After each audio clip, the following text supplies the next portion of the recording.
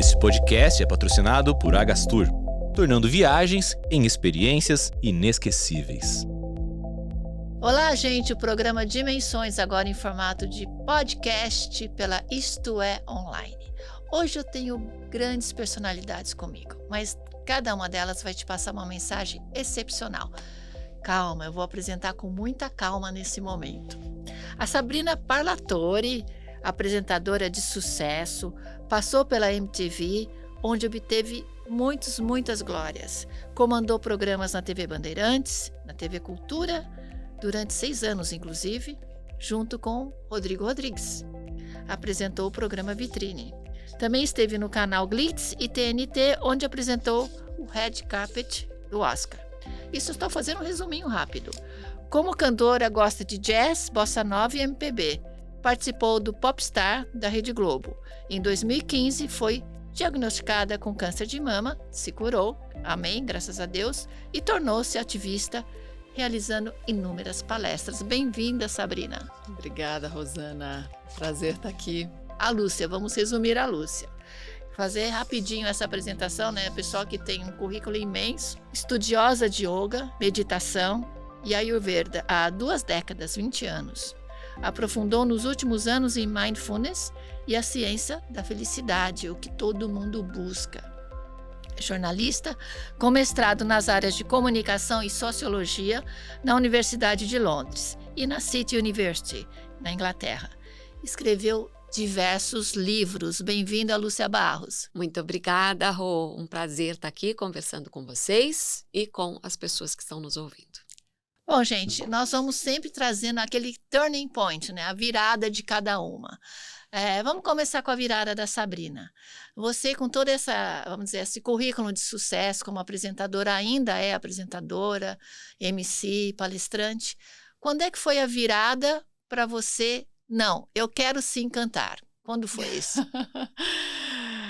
Olha, Rosana, eu sempre gostei de cantar, a música sempre teve na minha vida de várias formas, né?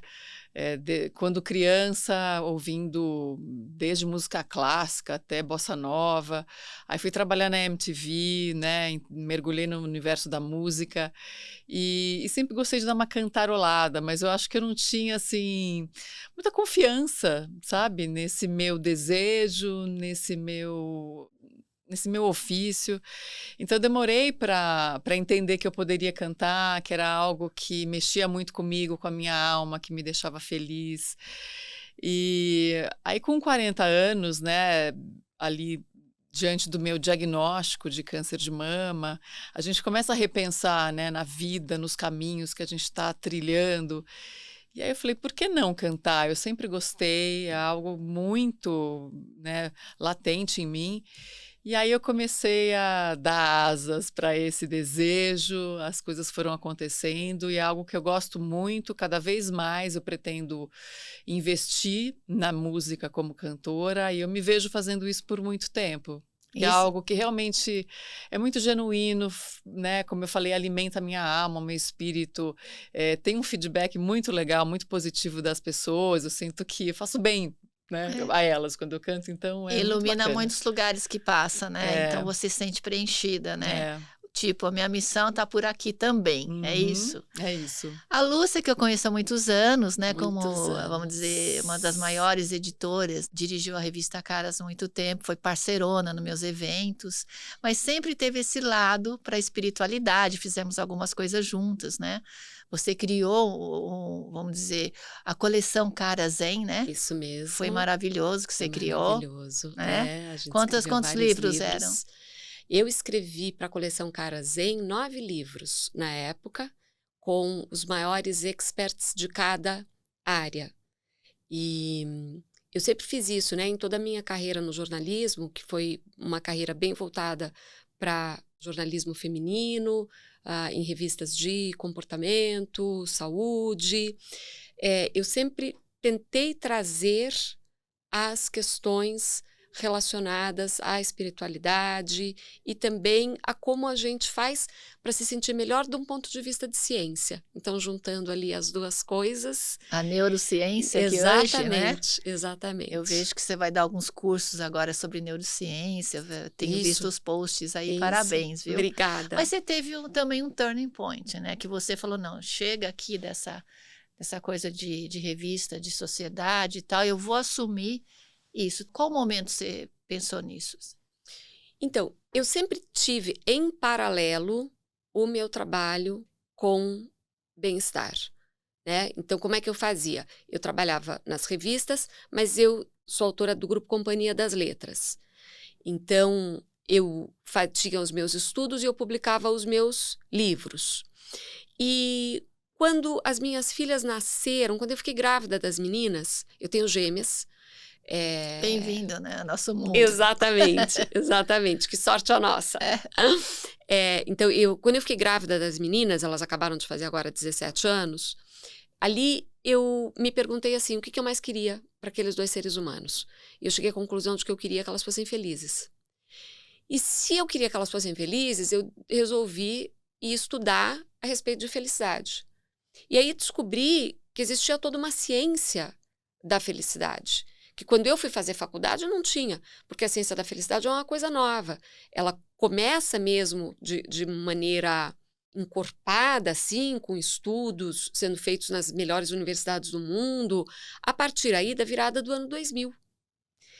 E nesse momento eu comecei a estudar cada vez mais, a me dedicar cada vez mais a isso. Meditação eu já estudava há muitos anos, mas isso acabou me levando muito para o mindfulness, que é uma forma de meditação, mas não só, é uma forma de você ser e estar no mundo a todo momento.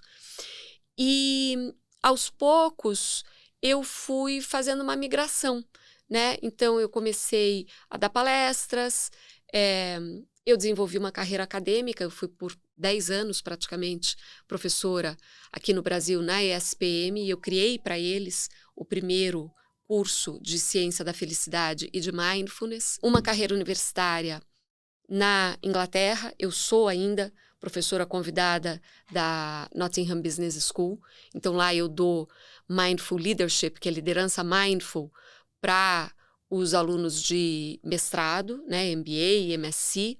Então eu sempre fui fazendo tudo isso no paralelo e uma hora isso se tornou o principal.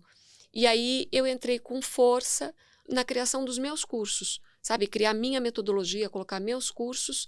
E eu sempre tive a visão de impacto, né, Rosana?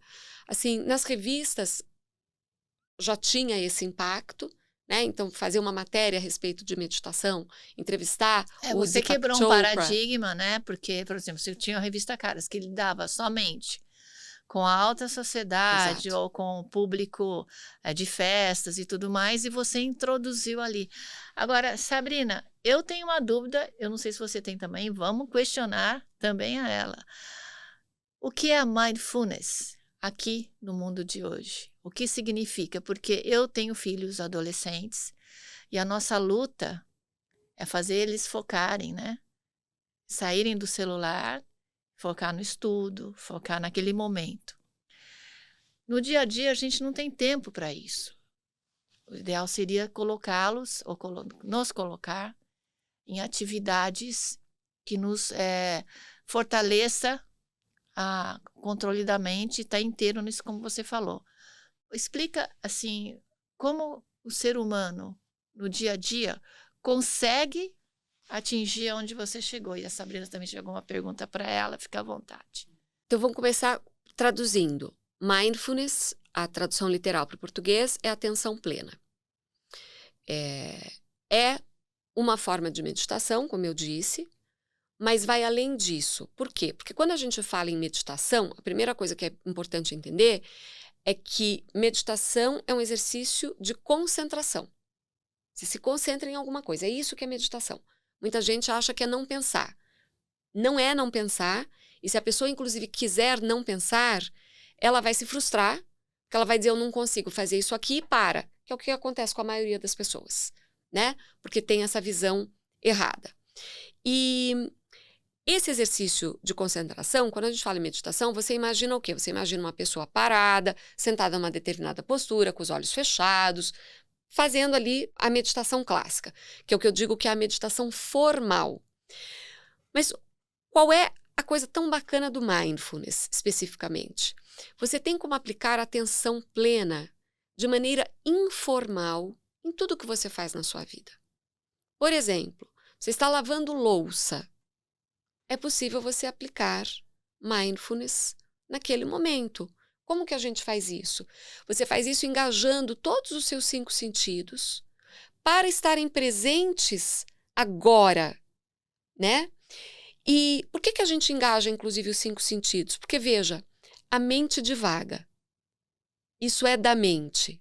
Cerca de metade do tempo a mente divaga.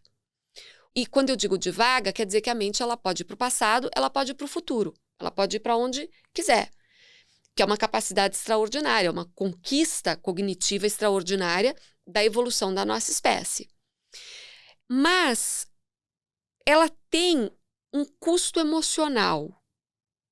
Essa possibilidade nossa de fazer o que quiser com a nossa mente, ela tem um custo emocional, né? Ela acaba nos trazendo ansiedade. Você tem pensamentos ruminativos, você tem pensamentos negativos, tem um monte de coisa aí. Seguem os sintomas, por exemplo, vamos no passado, que eu passei no passado com aquela pessoa, vem aquela tristeza ou a alegria. Exato, exato. E você sente igual agora. Bom, quando a gente faz o exercício de atenção plena, uma das formas é esse engajamento dos 5 sentidos, porque o seu corpo, ele está sempre no presente. O corpo não tem como ir para o passado. O corpo não tem como ir para o futuro. O corpo está sempre aqui. E aqui está, em geral, tudo bem, né? E aí a gente traz essa consciência para este momento e isso vai nos ajudando a lidar melhor com a nossa vida. Então, existem exercícios no dia a dia que Existem. podem ser feitos, desde um exercício simples, como lavar uma louça, até um exercício mais tradicional de fazer uma postura de yoga e meditação. Seria isso? Exatamente. Sabrina, você se concentra como? Eu vejo que você faz muito exercício com o seu corpo. Ali você se concentra? Eu acho que é uma forma, assim, de me concentrar, né, no que eu estou fazendo, né, me exercito bastante, que faz bem para mim. É um exercício, assim, um desafio constante que eu tenho eu acho que de encontro, né, sem saber, para esse mindfulness, porque a gente está muito desconcentrado em geral pelo mundo atual. Até eu estava ouvindo dizer que a falta de memória que muita gente está hoje em dia é por conta de tanta informação numa velocidade muito grande. Você está vendo uma coisa, de repente você está vendo outra e vai para outra e volta. E eu fico me perguntando assim, essa avalanche de informações, né, que a gente é dominado o dia inteiro, se isso não prejudica a nossa mente, né? Porque eu falei, gente, o nosso cérebro, a nossa mente foi feito lá milhares de anos atrás, né? Ninguém imaginava que ia ter a internet, as redes sociais, essa velocidade toda.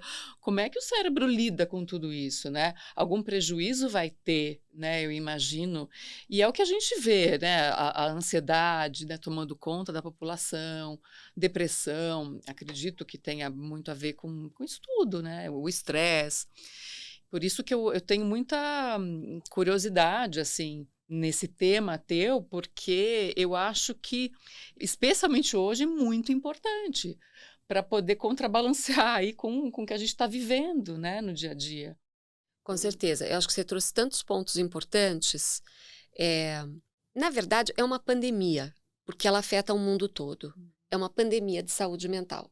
Então, a gente vê claramente o aumento da quantidade de pessoas sofrendo com ansiedade, sofrendo com depressão, sofrendo com burnout. E o Brasil, ele tem um recorde bastante triste. Nós somos o país mais ansioso do mundo, num mundo altamente ansioso. Não vai melhorar.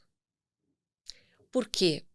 Porque, como você bem apontou, nós temos um cérebro antigo, tentando da melhor maneira possível navegar um mundo completamente novo. E um mundo com características específicas que alimentam a ansiedade. alimentam a falta de foco. E o nosso cérebro, ele tem uma capacidade extraordinária que se chama neuroplasticidade, que fundamentalmente quer dizer o seguinte: o seu cérebro ele vai ficando cada vez melhor naquilo que você repete. É isso que quer dizer neuroplasticidade. E isso funciona para o bem e para o mal. Naquilo que você, inclusive, decora, seria isso? Tudo que você repete, ele vai ficando melhor. Do ponto de vista de neurociência, tudo que o ser humano faz é um comportamento. Tudo nosso é um comportamento. Nós estarmos aqui conversando, isso é um comportamento que nós fazemos, né? Você dirigir para sua casa é um comportamento que você está fazendo. Você se sentar para aprender, para estudar, é um comportamento que você está fazendo. Então, do ponto de vista do cérebro, tudo é comportamento. E os aprendizados que nós repetimos, o cérebro vai ficando cada vez melhor neles. O que nós temos repetido como sociedade? Nós temos repetido a falta de foco. Então, cada vez a informação chega para a gente menorzinha e você tem vários elementos disputando a sua atenção e você tenta dividir a sua atenção em várias coisas e vem essa imensa falácia chamada multitarefa, que é mentira. Eu digo, a não ser que a pessoa seja ET, ela não faz multitarefa. Não adianta revirar os olhos, dizer não, eu faço. Não faz, porque cérebro de Homo sapiens não faz. Se essas duas tarefas precisam de atenção, né? O que o nosso cérebro é muito bom para fazer, e por isso as pessoas acham que estão fazendo duas coisas que exigem atenção ao mesmo tempo. Ele liga a atenção aqui, desliga daqui, liga para cá, desliga para cá, liga aqui, e faz assim. Isso acontece em milésimos de segundos. Você acha que você está fazendo tudo ao mesmo tempo. Na verdade, você está criando uma sobrecarga gigantesca para o seu cérebro. E cérebro, gente, cansa. Ele é um órgão de altíssimo consumo energético. Para a gente ter uma ideia, ele equivale mais ou menos a 2% do peso corporal, mas ele consome mais de 20% da energia. Então, ele é um alto consumidor de energia e ele cansa. E na hora que você vai colocando essa sobrecarga, ele vai funcionando pior. Então, por exemplo, não sei se vocês estão tendo, mas aquele esquecimento de uma coisa que você acabou de fazer. Você, por exemplo, deixa a caneta ali, depois, onde eu deixei a caneta? Mas você acabou de deixar a caneta ali. Já é uma sobrecarga do cérebro. Quando você deixou a caneta ali, você não estava com a atenção ali. Se você estivesse com a atenção ali, você saberia onde você deixou a caneta. Só que o que acontece é que assim, tem alguém aqui chamando você, tem alguma coisa aqui acontecendo, você está pondo ali a caneta, você já vai para a próxima coisa, e assim vai, e depois você para e diz, o que eu fiz com a caneta? Eu não sei, porque a minha atenção não estava ali. Eu fiz um comportamento de deixar a caneta em algum lugar, mas enquanto a minha atenção estava voltada para outra coisa. É a tal da multitarefa, né? Que não existe. E, Sabrina, você vê alguma mudança, você que é do meio de comunicação, né, televisivo há tantos anos, você vê uma mudança de comportamento nos colegas, na atenção, pelo fato, assim, próprio celular, né, que todo mundo passa assim para ver as coisas, é aquilo, né, aquele negócio assim. A impressão que dá é que na vida as pessoas estão passando você assim também. Essa é a minha impressão que dá. Você sente uma mudança de comportamento nos colegas, né? Tudo que você faz, como mestre de cerimônias, como cantora, como tudo? Sinto. No que eu vejo, né, no que eu consumo, assim, que a gente assiste de conteúdo na internet ou na televisão, né, é diferente. Até, por exemplo, as pessoas, hoje em dia todo mundo faz vídeos, né, conteúdos e tal, as pessoas aceleram os vídeos. Por quê? Porque elas precisam te prender ali num tempo curto para chamar a tua atenção, para que você fique, para que você consuma aquilo. Então, assim, eu não fui acostumada a isso, né? Eu sempre tive a fala mais mansa e devagar, e de repente eu me vi tendo que dar uma aceleradinha, porque pediram um tempo muito curto para aquele... Então, assim, eu sinto muita diferença, que está tudo muito mais acelerado, a forma, né, com que as pessoas precisam chamar a atenção do público. Essa forma, assim, é rápida. Escuta, é aqui, porque eu sei que vai ter outros estímulos ali para aquele público. Então, eu preciso ganhar. Eu estou competindo com outros estímulos, né? E é isso, assim, eu imagino que isso seja maléfico, sabe? E isso é um Pra próprio saúde das produto, né? pessoas. Como ela falou, Lúcia, pelos estudos e os seminários que a gente vai, existe sempre aquele palestrante, porque o público vai prender sua atenção nos primeiros 5 segundos, senão ele já pula do post. Quer dizer, o próprio mercado de publicidade, o mercado de business nessa área, faz com que você faça isso. E, ao mesmo tempo, está crescendo isso que você falou, a depressão, a ansiedade, ou a não felicidade, né? Vamos relacionar isso com a felicidade. Onde o controle do foco da mente nos traz a felicidade? William James, que é considerado o pai da psicologia norte-americana, ele foi um grande educador, um filósofo, né? Deixou uma obra grande, e ele escreveu assim: se houvesse uma educação da atenção, esta seria a educação por excelência. Porque ninguém é mestre de si mesmo se não é capaz de direcionar a sua atenção. Quando ele escreveu isso no século XIX nos Estados Unidos, a gente não tinha meditação, a gente não tinha mindfulness, que são coisas que existem há mais de 5.000 anos, mas muito no Oriente. Muito no Oriente, é verdade. Nas tradições contemplativas que vêm Budismo, do né? Oriente. O budismo, o próprio yoga. E hoje nós temos esta educação da atenção, né? Essa educação da atenção é a meditação, é o mindfulness.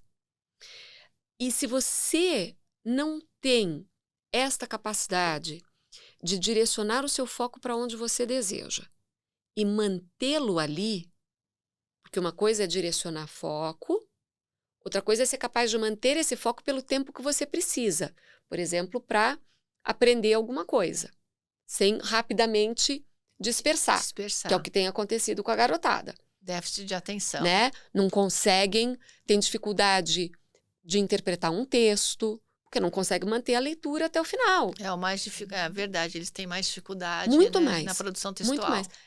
É a primeira geração, desde que se começaram os testes de QI, em termos médios populacionais, a gente sempre via a média do QI da humanidade aumentando, o que faz todo sentido, porque nós somos uma espécie que é capaz de transmitir conhecimento. Então faz todo sentido. A gente está com a primeira geração que tem resultados de testes de QI menores do que a geração anterior. Então, assim, nós estamos num mundo em que realmente você ser capaz de direcionar a sua atenção e regular as suas emoções é absolutamente fundamental para você manter sanidade. Porque senão não dá. E eu digo sempre para as pessoas, gente, é assim, o mundo não vai desacelerar. Ao contrário, com as inteligências artificiais generativas, o processo de aceleração, de transformação que a gente vai ver nos próximos pouquinhos anos, ele é gigantesco. Elon Musk teve agora no Festival de Cannes deste ano, fez ali um talk, uma palestra, e ele disse, em 5 anos vai mudar absolutamente tudo. Porque a gente está com um poder de transformação que a gente nunca teve. Bom, o cérebro humano tem dificuldade de lidar com isso. Pensa, vou dar um exemplo muito simples, pensa você com pressa. A gente já viu, você esquece as coisas, você não sabe o que você está fazendo. Outra coisa que acontece, com pressa, a gente não vê os outros. E a gente não é gentil com os outros. A gente vai passando está faltando por cima. gentileza no mundo, é verdade. A gente vai passando por cima. Não é nem que você está fazendo por mal, é que você está com pressa. E isso faz você sair correndo e não enxergar nada em volta, né? Então, num mundo cada vez mais acelerado, nós precisamos aprender a desacelerar. E a voltar a humanizar mais os relacionamentos. Com certeza. Inclusive por isso, quanto mais eu estudava mindfulness, mais eu percebia que não era só uma questão de atenção plena. Você tinha que ter um coração pleno. E é por isso que eu desenvolvi a minha metodologia, que chama Reprogramação Geral da Presença. Por quê? Porque o que eu faço é juntar uma educação da atenção com uma educação da compaixão, do coração, Porque o que a gente mais vai precisar no mundo daqui para frente é de pessoas compassivas.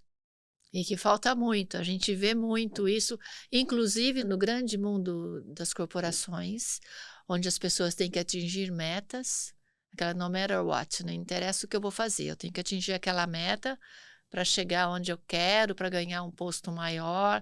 Se tiver que prejudicar meu colega, eu vou prejudicar. É assim, é muito triste o que a gente vê por aí. Como é que isso você está ajudando as empresas? Assim, você faz suas palestras nas empresas? Faço palestras nas empresas, ofereço treinamentos e eu tenho um treinamento online, né, que é comprado por pessoas físicas, mas que algumas empresas também compram para dar para os seus colaboradores, que eu tenho hoje mais de 13 mil alunos. E essa questão de como é que a gente vai ajudando as pessoas a colaborarem. Veja, você falou, a pessoa tem lá a meta trimestral dela, ela precisa bater aquela meta, ela vai fazer o que for preciso, inclusive passar por cima do outro. Isso não é inteligente. Quando você olha em termos de evolução da nossa espécie, o grande traço adaptativo do Homo sapiens é a sua capacidade de colaboração. Colaboração entre indivíduos aqui e colaboração em larga escala. Que isso a tecnologia nos trouxe de uma forma espetacular, né? Você pode colaborar com pessoas em qualquer lugar do mundo. A gente não precisa só colaborar agora com as pessoas que estão fisicamente presentes conosco. Nós, por exemplo, aqui agora, estamos colaborando com todo mundo que está nos ouvindo, ainda que as pessoas não estejam na mesma sala que nós estamos, né? Então isso é espetacular. Essa capacidade de colaboração é o nosso maior traço adaptativo, é o que nos trouxe até aqui.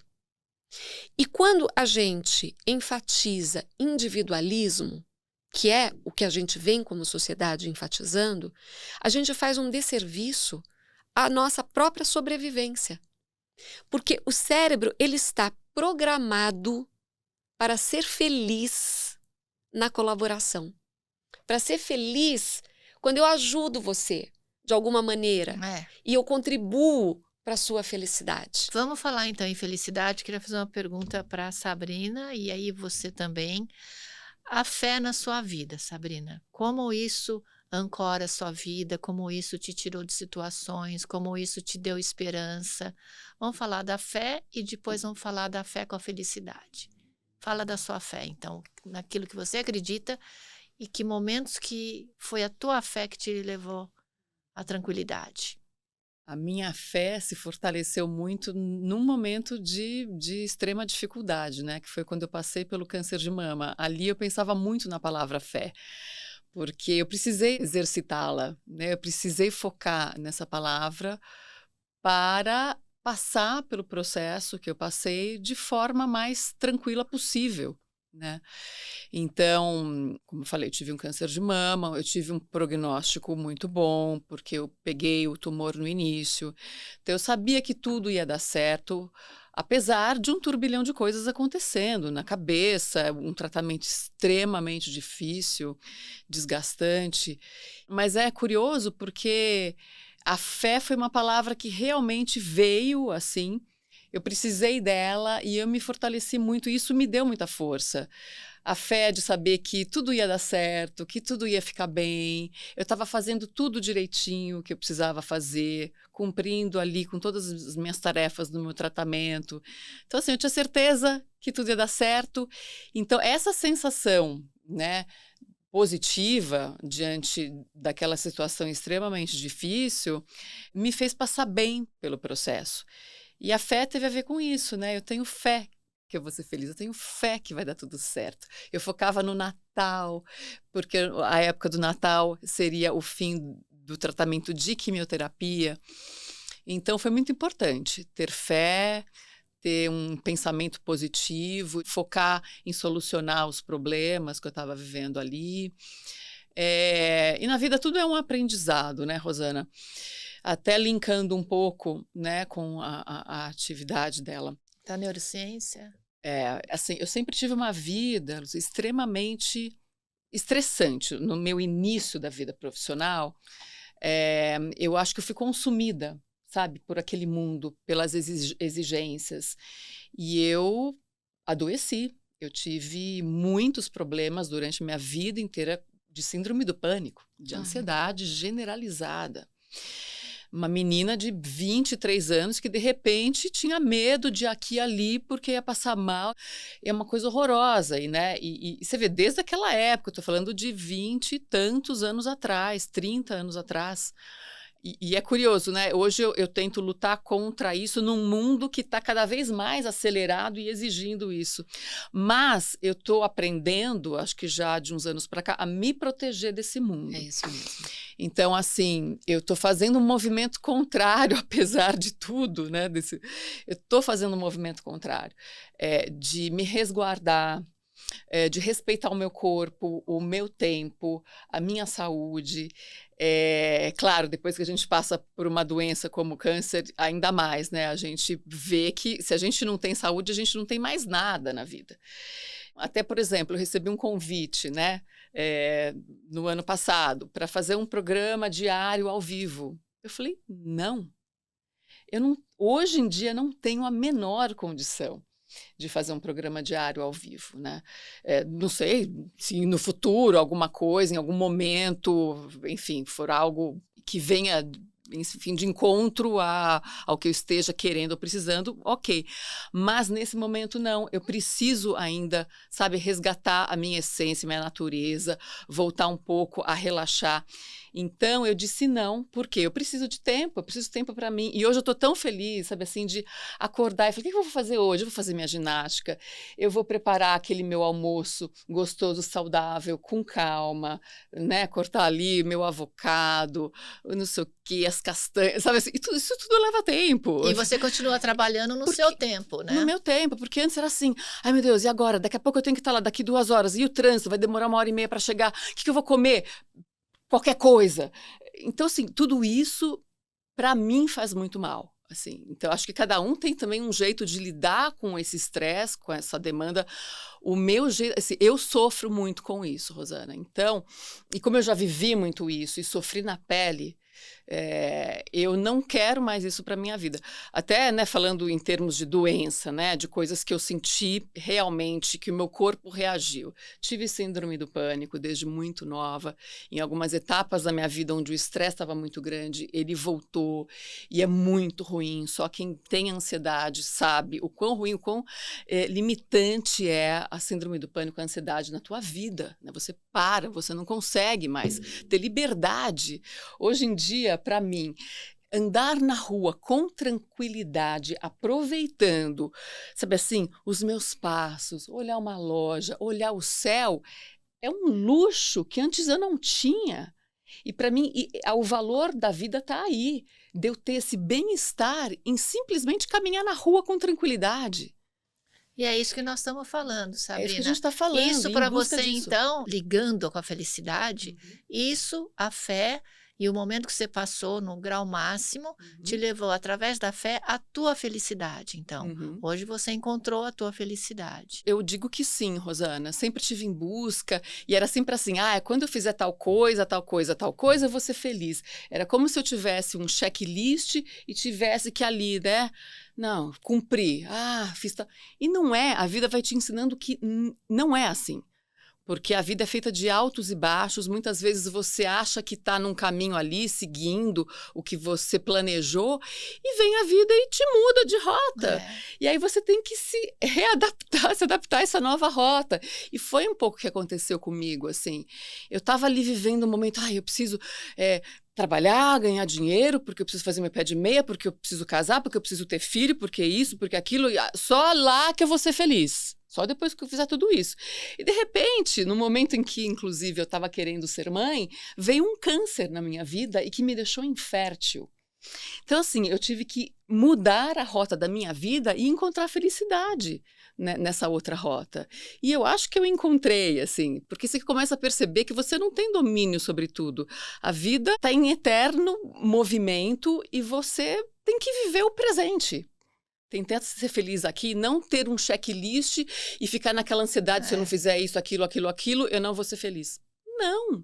A gente tem que ser feliz com o que a gente tem, com as nossas ferramentas, com o que está acontecendo na nossa vida hoje. É claro que a gente tem que se programar, que a gente tem que ir atrás dos nossos sonhos, do que a gente deseja, né? Agora, a gente não tem controle sobre tudo, né? E o importante é tentar ter bem-estar e felicidade hoje.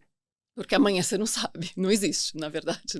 Né? Lu, a sua felicidade, né? Vamos falar um pouco da fé, da sua fé. Você tem a sua fé, você sempre focou nos seus projetos, objetivos, e você é uma guerreira também, né? Porque eu sei como é difícil até a transição profissional e tudo mais.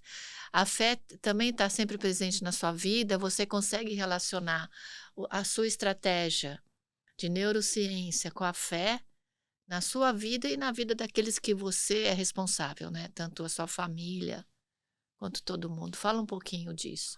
Com certeza, essa pergunta é tão boa, Rosana, porque a espiritualidade é um dos pilares que a gente sabe da ciência da felicidade.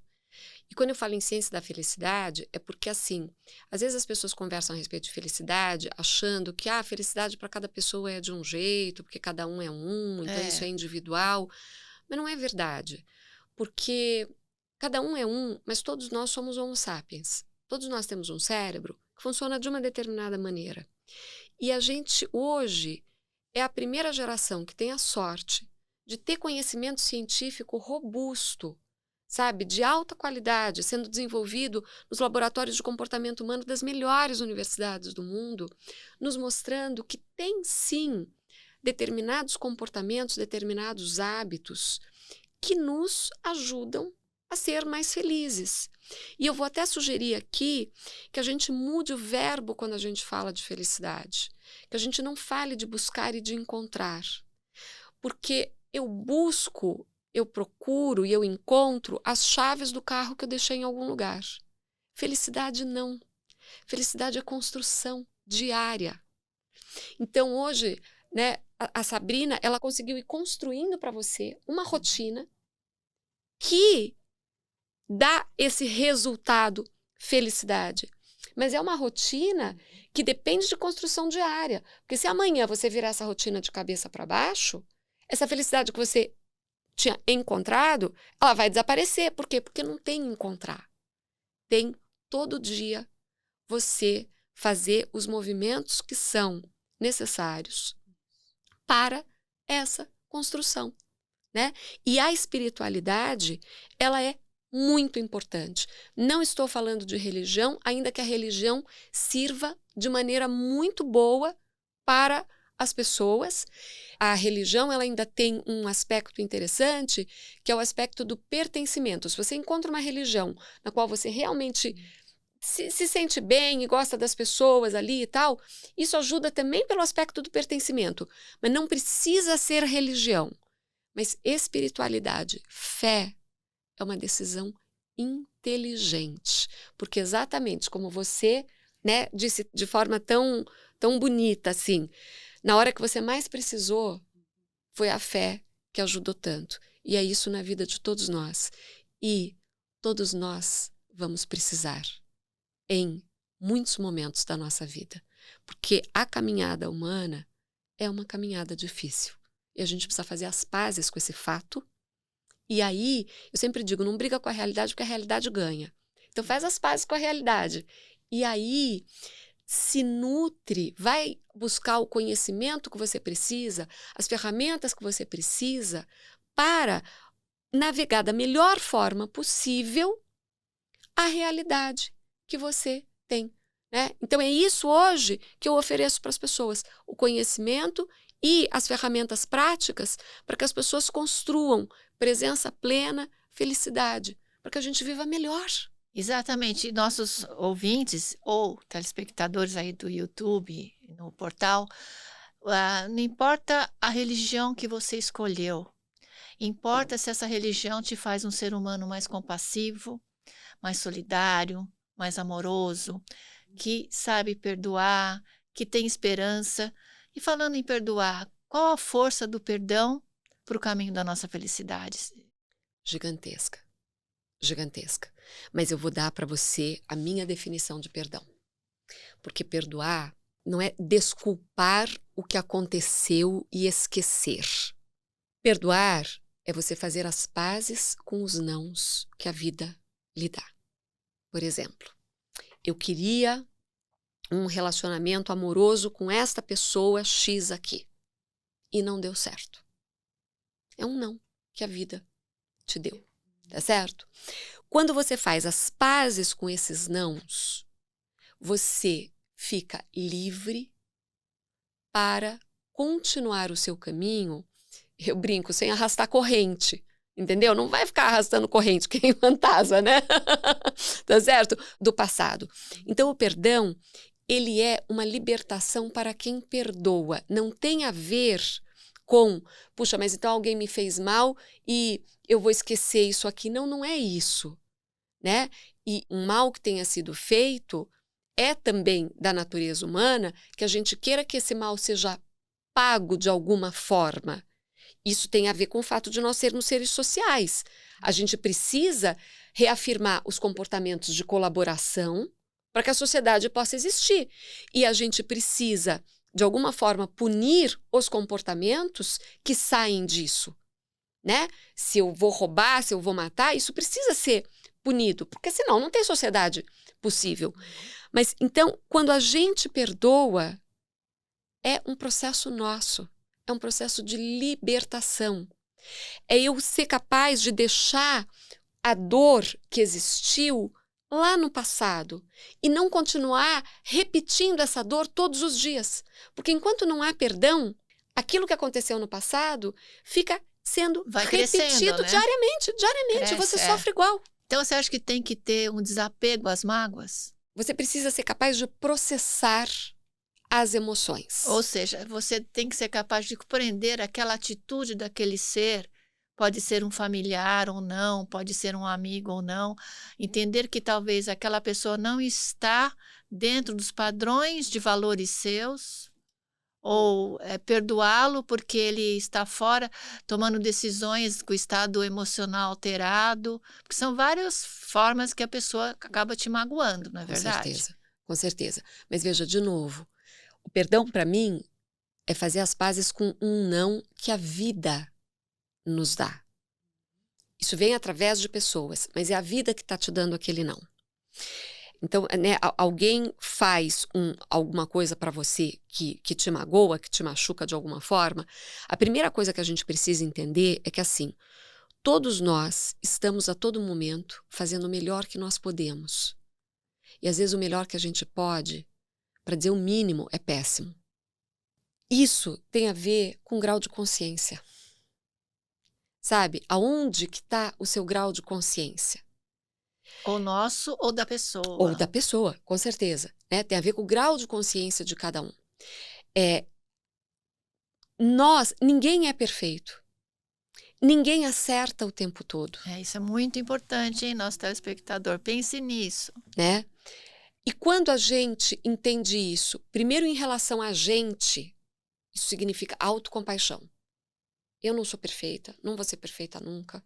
Estou fazendo o melhor que eu posso.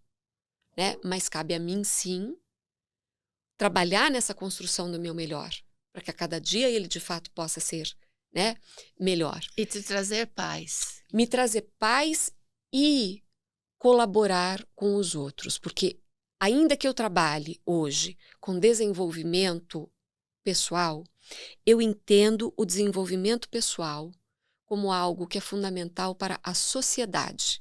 Né? Você viu, você leu aí, né, um dos meus mestrados é em sociologia. Nós somos seres sociais, a gente nunca pode esquecer disso. O homem não nasceu para viver isolado, o homem não é uma ilha. Então, não é.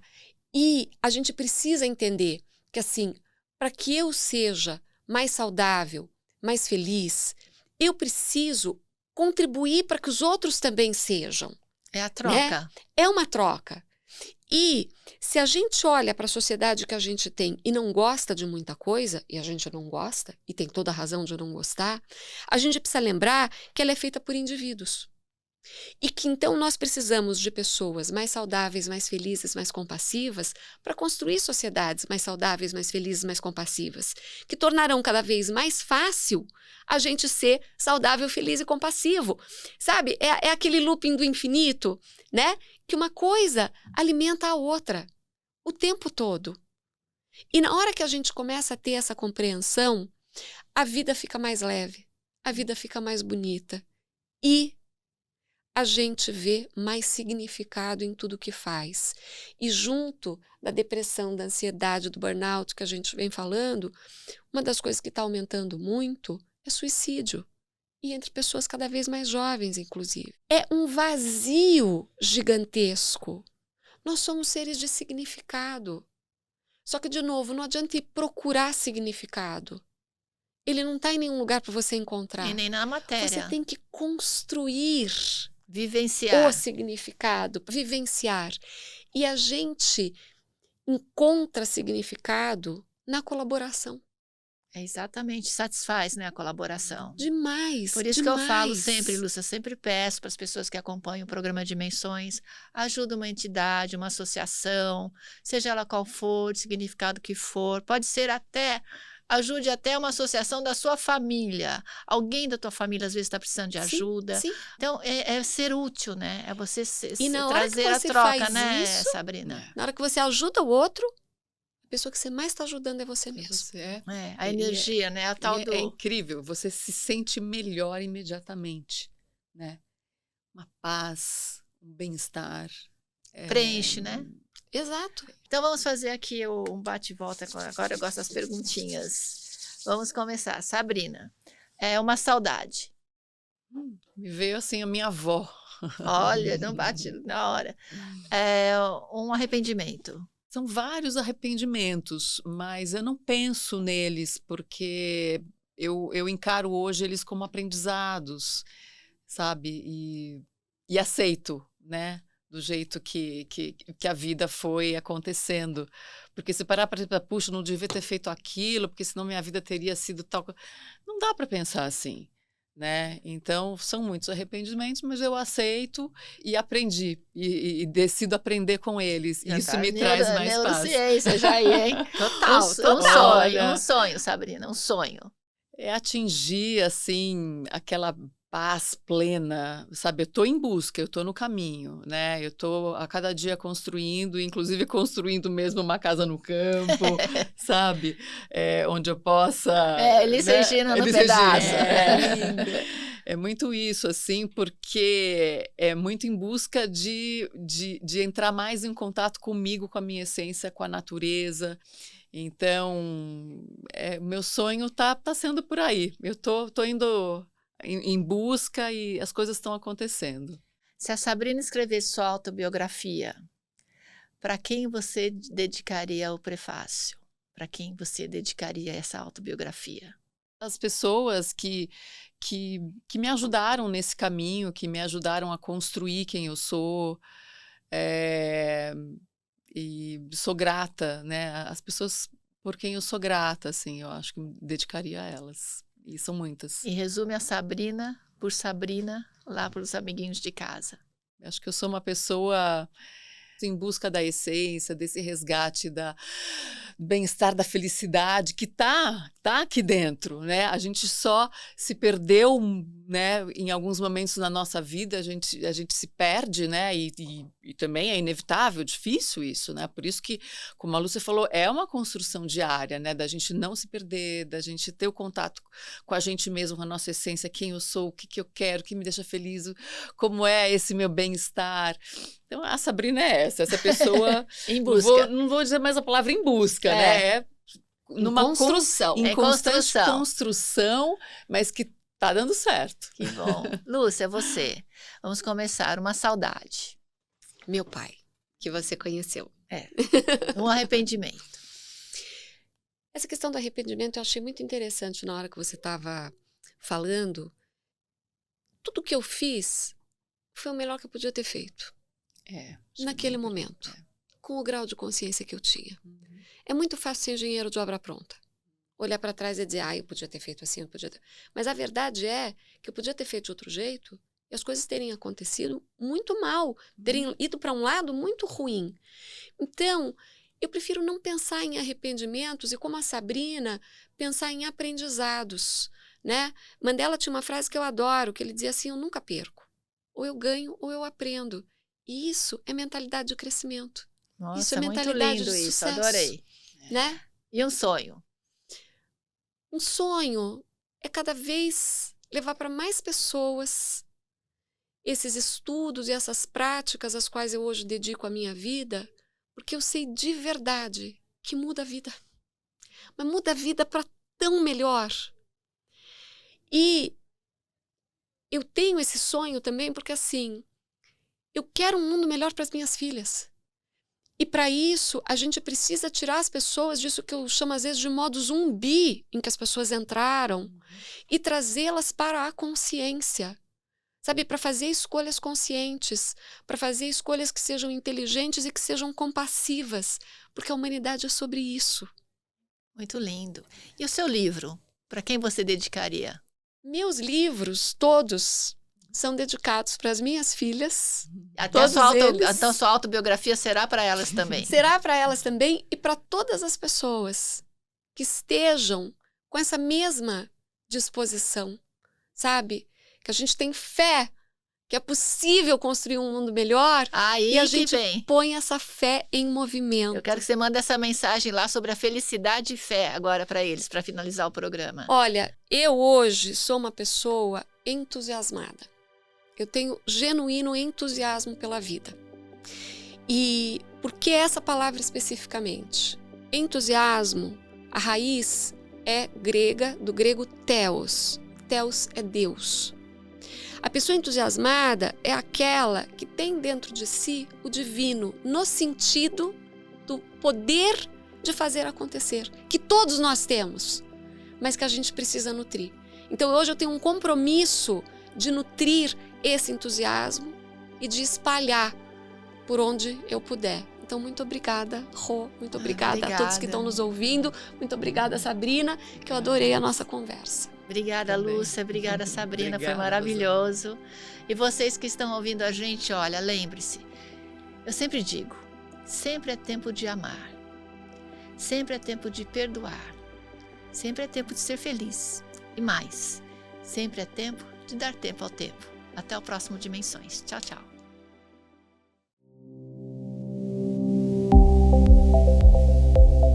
Esse podcast é patrocinado por Agastur, tornando viagens em experiências inesquecíveis.